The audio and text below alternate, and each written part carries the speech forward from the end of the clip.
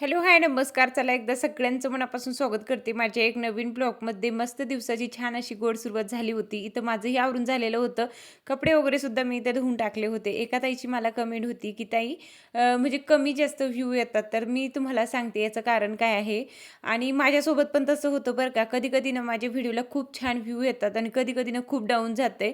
तर सगळ्यांसोबत तसं होतंय. आता मोठे यूट्यूबर असतात त्यांना तसला प्रॉब्लेम येत नाही. पण जे छोटे आहेत ना त्यांच्यासोबत नेहमी असं होतंय. माझ्यासोबत नेहमी होतं बरं का. एखाद्या वेळेस म्हणजे 4-5 दिवस आपले व्हिडिओ छान चालतात आणि त्याच्यानंतर परत डाऊन होतात. माझ्यासोबत तर नेहमी तसलं होतंय म्हणून म्हटलं चला तुम्हाला पण सांगायला पाहिजे.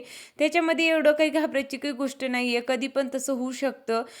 माझं पहिली 2 चॅनल होते ना त्याच्यामध्ये पण तसलं प्रॉब्लेम यायचं. पण परत व्ह्यू चांगले येतात आपल्याला कंटिन्यू आपण काम करायचं. असं विचार नाही करायचं, की ह्या व्हिडिओला आपल्याला व्ह्यू नाही आले तर पुढं पण येणार नाही. असं तसं विचार करून व्हिडिओ सोडायचे नाही कधीच. मी तसं कधीच विचार करत नाही. कमी जरी आले तर मी म्हणते, की नाही याच्यामध्ये कमी आले तर पुढच्या व्हिडिओमध्ये आपल्याला छान व्ह्यू येणार.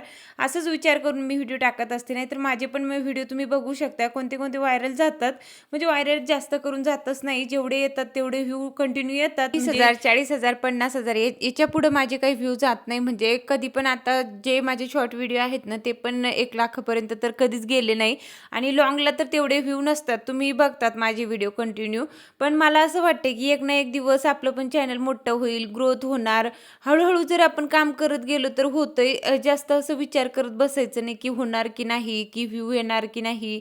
हे सगळ्या गोष्टी जर आपण घेऊन बसलो ना, तर कधीच होत नाही. आणि मी तसलं तर कधी विचारच केलं नाही. मी जसं व्हिडिओ बनवते तसं अपलोड करून देते. हां, कधी-कधी कमी आले ना, तर मनाला लागतं, की इतके कमी कसं काय आलेत? आपण इतकी मेहनत करतोय, इतकं हे करतोय, मग आपल्यालाच काय येत नाही, असं वाटतं मनाला. त्याच्यामध्ये काय नाही, तसलं मेहनत केल्यावर सगळ्यांना तसं वाटतंच आणि मला पण वाटतं बरं का. पण मी कधीच सोडत नाही. मला असं वाटतंय, की आज नाही तर उद्या येईलच आणि आपलं चॅनल पण मोठं होईल. असं विचार करून आहे ना कंटिन्यू व्हिडिओ टाकायचं, तसला विचार करायचाच नाही.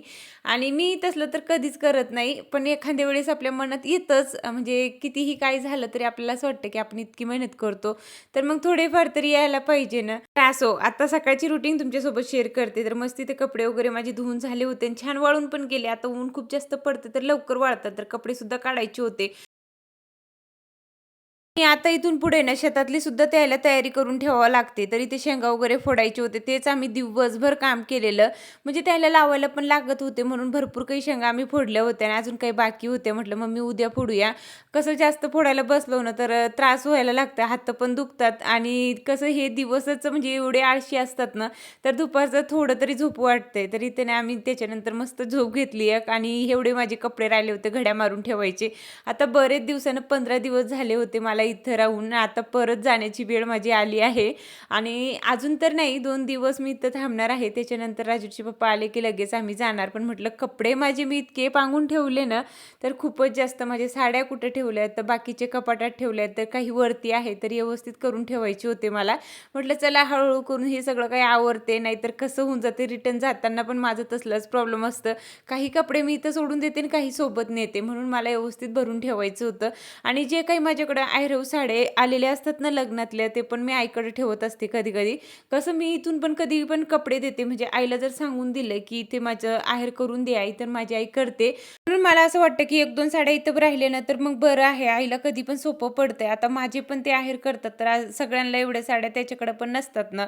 म्हणून आहे ना, मी पण माझी इथं ठेवत असते. तर जे काही मला ठेवायचे होते, ते व्यवस्थित आता म्हटलं इथं ठेवून देते आणि बाकीचे जे मला सोबत न्यायचे होते ते व्यवस्थित पॅक करून ठेवते. म्हणजे एवढ्या साड्यावरती आपल्याला वापरायला लागत नाही एवढं मी पांगून ठेवलं होतं. तर हे सगळं काही आवरून घेतलं आणि मला ना 2 दिवसापासून एकच कमेंट येत होती, की "ताई जे काही तू कानातले केले ना त्याच्यामध्ये तू झुमके म्हणजे विकले का? आणि मग हे कानातले घेतले का? किती ग्रामचे केलेत? कितीमध्ये बसले? हे सगळं आमच्यासोबत शेअर कर." तर मला ते सांगायचं होतं. म्हटलं चला ह्या व्हिडिओमध्ये शेअर करते. तर वरती मी ना असं काढू शकत नाही कानातून. ते निघतच नाही. मी सोनारकडूनच घालून घेतले होते. कसं सारखं ते निघतात आणि ते काही बाजारचे नाही. पडले तर मग किती आपल्याला धक्का बसतो. बसणार. एक तर इतकं महाग सोनं झालंय ते घ्यायला पण आता इतकं रिस्क झालंय ना तर नकोच वाटतात. पण आहे ना मला डेली यूजसाठी पाहिजे होते. माझे जे काही झुमके आहेत ना ते काही विकले नाही मी आणि कधी विकणार पण नाही. ते माझे लग्नाचे दागिने आहेत. तेवढे मी सांभाळून ठेवणार आहे. तर एवढे छान त्याने व्यवस्थित मला बसवून दिले होते ना, तर ते बोलले, की "स्वतः तुला जेव्हा म्हणजे दुसरे कोणी काढून देणार तेव्हाच तुझ्या कानातून निघणार, तसले ते निघणार नाही." आणि मला तसलेच पाहिजे होते. कसं झुमके घातले तर मग कानं आपले जास्त ओघळतात आणि जे काही मी खोटे घालते ना, त्यांना पण माझे कानं लगेच खराब होतात. म्हणून आहे ना मला सोन्याचे घ्यायचे होते आणि माझा वाढदिवस पण मागे गेला. तुम्हाला तर माहितीच आहे. तर राजूच्या पप्पाचं म्हणणं होतं, की "तुला जे काही लागतंय तू घे, मी तुला पैसे पाठवतो." तर माझं मी एकच शब्द सांगितलं, की "मला कानातले हवे." आणि ते बोलले, की "घेऊन टाक तुला." वाढदिवसाचं तर मी काही गिफ्ट दिलं नाही, पण कानातले तू घे आणि साडी वगैरे मी तुला घेऊन येणार. आणि त्यांची चॉईस पण खूप छान आहे. तर साडी ज्या दिवशी ते आणेल ना, त्या दिवशी नक्कीच मी तुम्हाला पण दाखवेल कोणती आणली होती ती. पण आता सध्या माझ्याकडे ती नाहीये. ते मुंबईला आहे, तर तिकडेच आहे. तिकडेच त्याने घेतलेली आहे. मला फोटो वगैरे पाठवलं होतं. पण मी तुम्हाला नंतर दाखवते. आता नाही, पुढच्या व्हिडिओमध्ये नक्कीच दाखवेल किंवा ते आल्यावर दाखवते. तर कानातले किती ग्रामचे घेतले तर 2 ग्रामचेच आहे ते. 2 ग्रॅम 50 मिली असं आहेत. जास्त काही महागाचे मी घेतले नाही किंवा जास्तच वजनदार मला पाहिजे नव्हते. डेली यूजसाठी पाहिजे होते ना, तर खूप छान भेटलेत. जसे माझ्या चेहऱ्याला शोभेल तसेच मी कानातले घेतले होते. आता वरचे पण होते नवीन निघलेले तसले मी घेणार होते, पण ते खूप छोटे होते आणि तेवढे मला बरे वाटत नव्हते. आईचं म्हणणं होतं हे छान दिसतात म्हणून मी हे घेतले आणि डिझाइन आहे ना, मी आज तुम्हाला डायरेक्टली दाखवू शकले नाही, काढताच आले नाही. पण एखाद्या वेळेस काढले तर नक्कीच तुम्हाला मी दाखवेल. आणि सोन्याचा भाव काय आहे ते तर सांगायची गरज नाही मला. 2 ग्रॅम कानातले कितीला बसतात आपल्याला तर माहितीच आहे. तर इथे ना त्याच्यानंतर मला जेवणसुद्धा बनवायचं होतं. घरातलं सगळं काही आवरून घेतलं होतं मी. मांडणीवरचं पण थोडंसं आवरायचं होतं, तेही आवरलं आणि आई करणार होती भाजी आणि मला करायची होती भाकरी. तर मी चुलीवरच चूल पेटवलं आणि आज आमच्याकडे लाईट पण नव्हती. लाईट नसल्यावर आहे ना, इथं काहीच दिसत नाही किंवा खूप अंधारा पडून जातोय आणि मला तर अंधारामध्ये जमतच नाही अजिबात. म्हणून म्हटलं, "आई लवकरच आपण थोडंसं काहीतरी बनवून घेऊया." तर इथे मी लगेच भाकरी बनवायला घेतली आणि आईनं भाजी.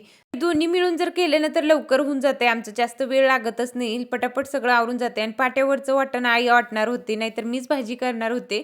पण कसं पाट्यावर वाटण बोलले आणि हिरवी मिरची वाटायचं बोलले, की हे मला काही जमत नाही. आता तुम्ही त्या दिवशी मला भरपूर काही सांगितलं, की मी सांगितलं होतं, की मला तिखट लागतं म्हणून. तर कोणी सांगितलं पिशवी टाकायची हातात, तर कोणी बोलले, की तेल लावायचं थोडंसं असं तसं. पण कशानं पण मला ना असं वाटतं, की जास्त मला तिखट लागतं. म्हणजे पिशवी तर आपण टाकून वाटण वाटू शकत नाही आणि तेल लावून वाटू शकतो आपण. मी तसलं ट्राय करणार आहे. नक्कीच मी सांगेल तुम्हाला, की मला आता लागलं की नाही तिखट.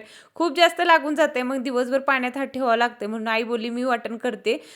तू तुझ्या भाकरी करून घे. तुला आवडत असेल बनवायला तर बनव, नाहीतर मग मी करून घेते." आता मागे एक कमेंट होती, की "ताई तुझी ताई पण काम करत नाही का? आणि आई पण कधी दिसत नाही, तू दाखवत नाही आणि कसं करतात मग तुम्ही कामं?" तर कामं सगळे करतात बरं का, पण व्हिडिओमध्ये ना मी सगळ्यांना घेत नाही.